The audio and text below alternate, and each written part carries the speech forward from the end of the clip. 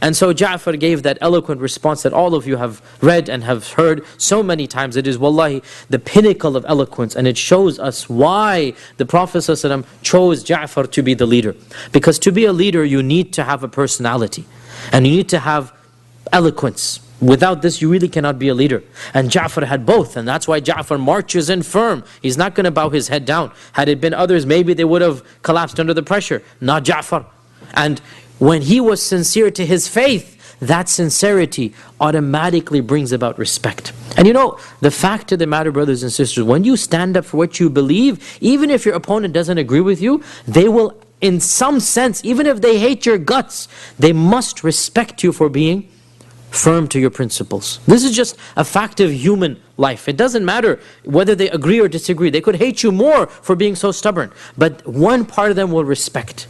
And this is what Ja'far is basically doing. He's staying firm to his religion. So Ja'far responds, and you all know this beautiful passage which really should be read many times and memorized. I'll just narrate it, and it's something that we have read since we were kids. Your Highness, we used to be a nation steeped in Jahiliyyah, and we would worship idols. And we would eat this dead meat. If an animal dies, we'll eat it. Now, of course, the people of Abyssinia are Christians, right? And they have some sense of ethics and morality.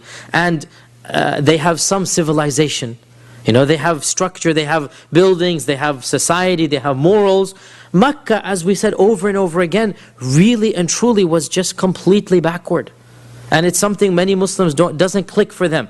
Uneducated, backward people, they have no clue what is civilization. So Ja'far is trying to explain, we were basically, we're living in Jahiliyyah. That's exactly the word he uses. We were living in Jahiliyyah. And we used to perform fahisha. We didn't have a sense of right and wrong. Fahisha means sexual immorality. We didn't have laws, we just go do zina.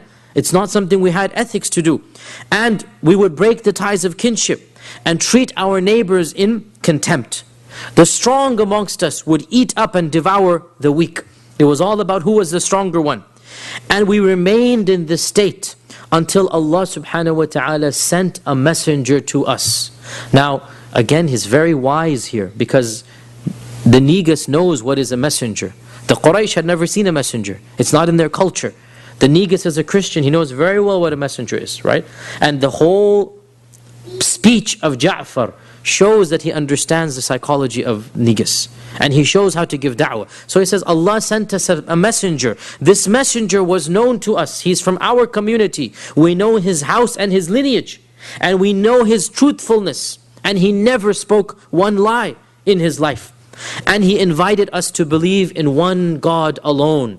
This is the religion of Christianity and Judaism, monotheism. And to leave idol worship.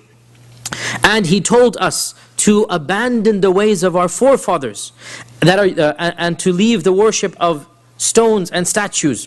And he commanded us to be true when we speak, and to fulfill our promises, and to fulfill the ties of kinship. He told us to be good to our neighbors, and he commanded us to avoid all evils. He told us to not spill blood, to give true testimony. He forbade us from eating the property of orphans. He forbade us from accusing others of adultery. And he commanded us to worship Allah alone without associating anything with Him. He told us to pray and to fast and to give charity. So we believed in Him, and we followed Him, and we had faith in Him. And we worshipped Allah alone, and we gave up worshipping idols. And we forbade upon ourselves everything that He told us to forbade. And we made permissible all that He allowed for us. But our people opposed us. And they showed hatred towards us. And they tortured us. And they punished us. And they tried to force us back into idol worship. And they were unjust to us. And they made life miserable. And they prevented us from being who we were. So when they did this, we emigrated to your land. And we chose you above all other rulers. And we wish to come under your generosity and hospitality. And we put our trust in you that we would not be shown injustice in your land, O exalted highness. Now, the whole speech is, you couldn't have invented a better one if you had the imagination and the time to do so. And he did it on the spur of the moment, right? He appeals to the emotions, the justice, the generosity, the common sense, the religion of the Negus. He puts instantaneously himself in the positive and the two emissaries in the negative. In a 5-minute speech, the whole table has turned. Even the Arabic is eloquent. And this shows us why the Prophet ﷺ chose Ja'far ibn Abi Talib. And again, the point of praising Najashi and praising the intelligence and wisdom of Najashi, subhanAllah, it shows you need to appeal to the court of Najashi. And so this speech swayed Najashi and it moved him.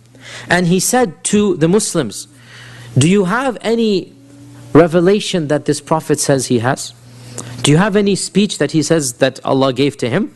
So Ja'far said, yes, I do. And so he said, recite it for me.